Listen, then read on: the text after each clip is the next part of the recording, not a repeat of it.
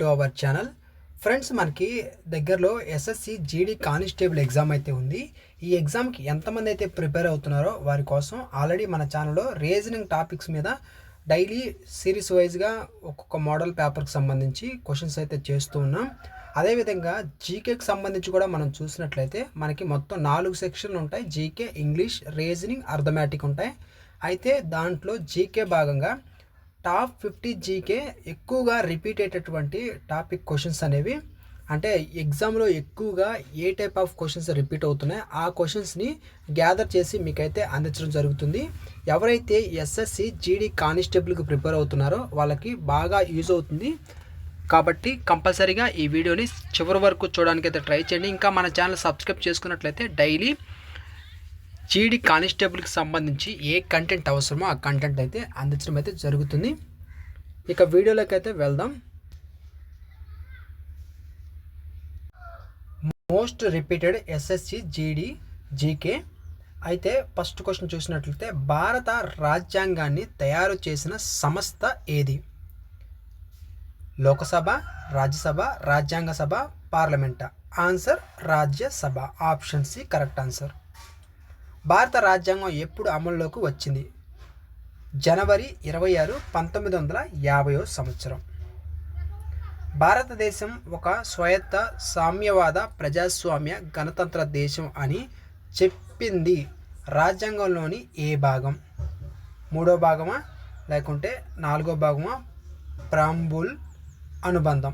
Answer వచ్చేసరికి option C ప్రాంబుల్. ఓకేనా. భారత ప్రధాన రాజ్యాంగ నిర్మాత, చైర్మన్ ఆఫ్ డ్రాఫ్టింగ్ కమిటీ ఎవరు?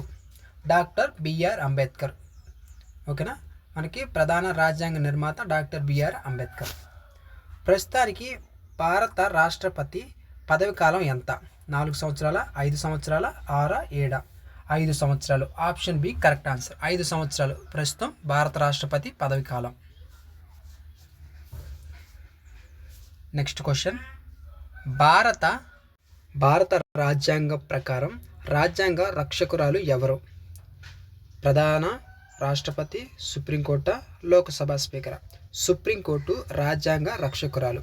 Option C correct answer. Next question. భారత పార్లమెంట్ రెండు సభలు ఏవి?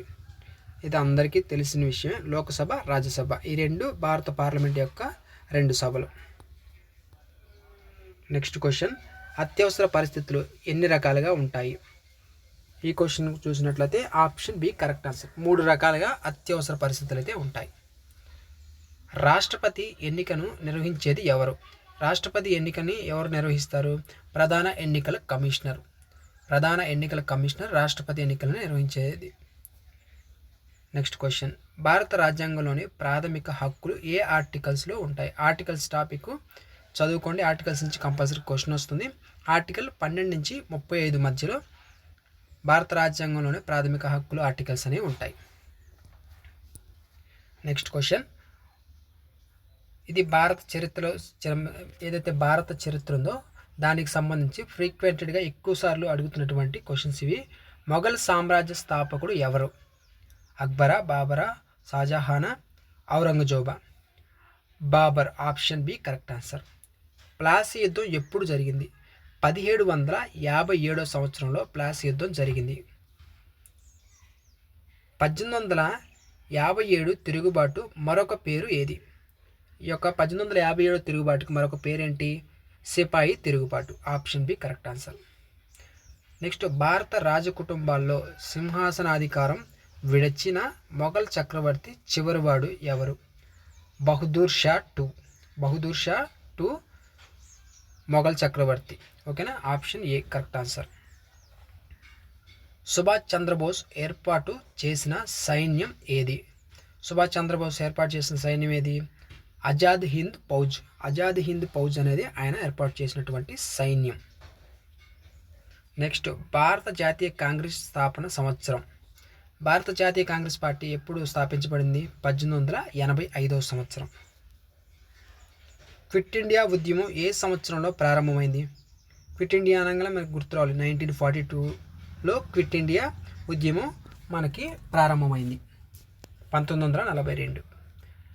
భారత స్వాతంత్ర్య సమరంలో లోహ పురుషుడు అంటే మనం ఉక్కు మనిషి అని అంటాం కదా, అలాగా ఎవరు ప్రసిద్ధి చెందినవారంటే సర్దార్ వల్లభాయ్ పటేల్.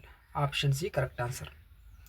జలియన్ వాలాబాగ్ హత్యాకాండ ఏ నగరంలో జరిగింది? జలియన్ వాలాబాగ్ అని మీకు ఆ క్వశ్చన్ రాగానే మీకు గుర్తు రావాల్సింది ఏరియా గురించి అడిగితే అమృత్సర్ ఆన్సర్. ఓకేనా, option B Amritsar. Next question, Simon commission భారతదేశానికి ఎప్పుడు వచ్చింది? సైమన్ కమిషన్ ఎప్పుడు వచ్చింది భారతదేశానికి? 1927 సంవత్సరం రావడం జరిగింది సైమన్ కమిషన్ అనేది. భారతదేశంలో విస్తీర్ణ పరంగా అతిపెద్ద రాష్ట్రం ఏది? విస్తీర్ణ పరంగా చూసుకుంటే రాజస్థాన్ వస్తుంది. ఓకేనా, option C correct answer, Rajasthan. అదే భారతదేశంలో జనాభా పరంగా అతిపెద్ద రాష్ట్రం ఏదంటే ఉత్తరప్రదేశ్. జనాభా అంటేనే ఉత్తరప్రదేశ్, విస్తీర్ణ పరంగా చూసుకుంటే రాజస్థాన్. ఓకేనా, ఈ జనాభా పరంగా చూసుకుంటే Uttar Pradesh. Option A correct answer. పవిత్ర గంగా నది మూలం ఎక్కడ? గంగా నది మూలం ఎక్కడ? యమునోత్రియ, గంగోత్రియ, బద్రీనాథ, కేదార్నాథ. Option B correct answer, Gangotri పవిత్ర గంగా నది మూలం. నెక్స్ట్ క్వశ్చన్, కాంచనజంగా పర్వత శిఖరం ప్రధానంగా ఏ దేశంలో ఉంది? కాంచనజంగా అనేది మనకి అది ఎవరెస్ట్ ఎలానో అది కూడా ఒక శిఖరం.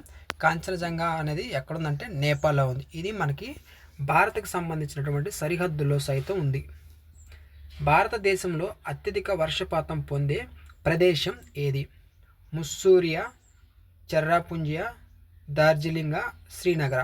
Option B correct answer, Cherrapunji. ఓకేనా, చెర్రాపుంజి అనేది ఎక్కువగా వర్షపాతం నమోదవుతున్నటువంటి ప్రదేశం. ఓకేనా, సో ప్రజెంట్ ఈ వీడియోకి 25 క్వశ్చన్స్. నెక్స్ట్ వీడియోలో సెకండ్ పార్ట్ అనేది మీకు ఎక్స్ప్లెయిన్ అయితే చేస్తాను. జీకేలో ఎక్కువగా రిపీట్ అవుతున్నటువంటి ప్రశ్నలు ఇవి, కాబట్టి ఎవరో మిస్ అవ్వద్దు. మీ ఫ్రెండ్స్ కూడా ఒక వీడియోని అయితే షేర్ చేయండి. డైలీ మన ఛానల్లో జీడీకి సంబంధించినటువంటి టాపిక్స్, ఎక్కువ స్కోర్ తెచ్చుకునే టాపిక్స్ అన్నీ నేనైతే కవర్ చేయడానికి అయితే ట్రై చేస్తాను. ఇంకా మన ఛానల్ ఎవరైనా సబ్స్క్రైబ్ చేసుకున్నట్లయితే సబ్స్క్రైబ్ చేసుకొని పక్కనే ఉన్నటువంటి బెల్ ఐకాన్ని కూడా యాక్టివ్లో అయితే ఉంచుకోండి. ఈ వీడియోని లైక్ చేసి మీ ఫ్రెండ్స్కి షేర్ చేయండి. డిస్క్రిప్షన్లో టెలిగ్రామ్ గ్రూప్ లింక్ కూడా ఇచ్చాను, క్లిక్ చేసి జాయిన్ అవ్వండి. Thanks for watching.